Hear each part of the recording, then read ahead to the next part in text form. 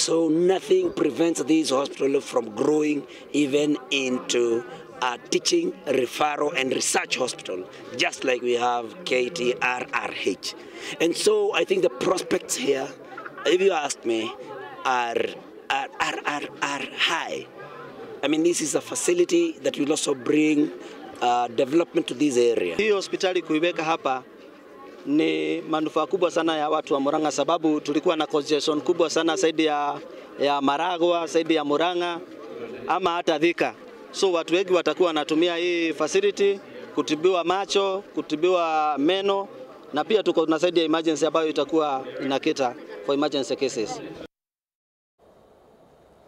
Now, residents of Saku constituency in Marsabit County are quickly changing their way of life, moving from pastoralism to crops farming, a venture that they never thought would happen in the region. Now, following changing climate that affected their grazing areas, leading to massive loss of their livestock and incapability to restock, women and youth groups have come together to start their livelihoods through farming. Paul Mwanike reports. For decades, residents of Marsabit County have been known to be pastoralists, and rarely no one would imagine that with the changing climate, the main Rekusheti communities would venture into farming. Though Saku constituency share almost the same climatic condition as most arable areas in the country, moving from rearing animals was never an option for residents. But after their animals were wiped out during the last drought, tidings have changed. Mafanikio tulipata kutoka kujifunza mambo ya kilimo, sasa ile mbegu inastahili na mvua kidogo. Hiyo ndio mafanikio mzuri, na pia upande wa soko. Zamani tulikuwa tunapanda maharage, tunaangalia quantity ile kubwa tunapata na haina soko. Saa hii ile mbegu mzuri ya bei ya juu, hiyo ndio tumejifunza. Tulikuja pamoja, tulianzisha ile group yetu tena. Then pasida walitupatia training ya agriculture. Watu agriculture walitupatia training ya shamba, walitupatia mbegu kama mahindi, maragwe, beans na cowpeas na green grams. Tena walitupatia mbegu za sukuma, spinach na nyanya ambazo tulizipanda zote. Then tuko na kitchen garden, kila mtu ako na kitchen garden kwa nyumba ambazo inatusaidia ili watoto wasiende njaa, wakienda shule wasiende njaa, ambazo tunazitumia ziko na income. According to residents, agriculture has not only brought satisfaction to the families, but has also assisted in cementing peace among the different communities who engaged in cattle rustling, leading to loss of life and property. Tulikuwa na shida mingi katika hiyo conflict. Sana hasa watoto na wamama ndio tuliteseka sana. Tulienda kuwaomba, tulikanya hawa wasianze hii vita, wasifanye hii maneno kwa ajili inatuletea shida mingi ya umaskini, ya kukosa bwana, ya kukosa mtoto. Ndio tuliongea tusikiliza, sasa tumeshikana, tumeishi vizuri kwa saa hii. Through support from the Ministry of Agriculture and an non-governmental organization from the region, PASIDA, groups have been equipped with knowledge, certified seeds, and technical know-how on rainwater harvesting and better farming methods to maximize profits. As members, we serve them to help other colleagues wenye wako na shida.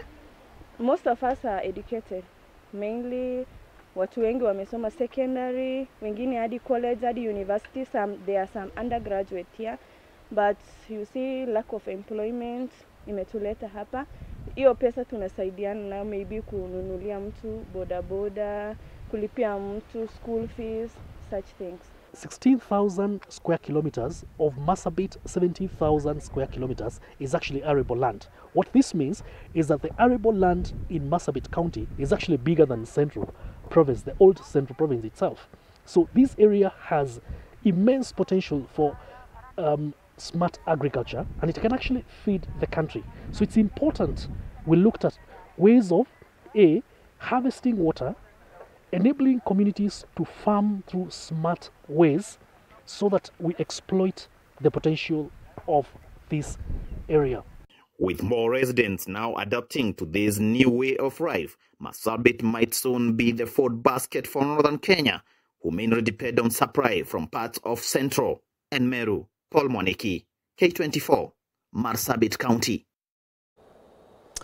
Now, away from that, Kenyans and more so Gen Z youth have been urged to give the president a chance to deliver on their grievances.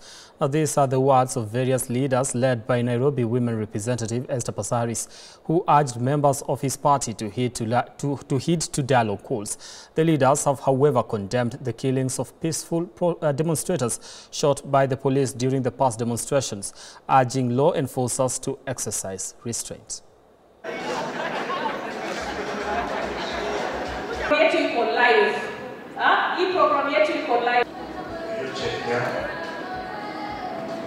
I want to appeal to the Ministry of Education. We have said we want to have 100% transition. All right, it is ridiculous for us to keep sending students home. Okay, I believe that we as a country have said we have free education.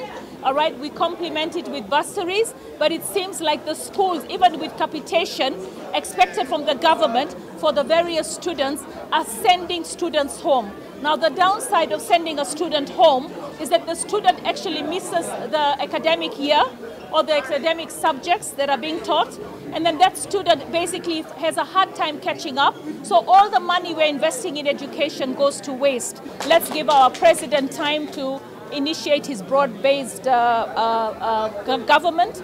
Let's have a way to deal with unemployment. I'm very proud of my party leader for actually sticking his neck out again, no matter what people will say about him. Baba believes in peace even when he's aggrieved. He wants peace for this country. He's a statesman.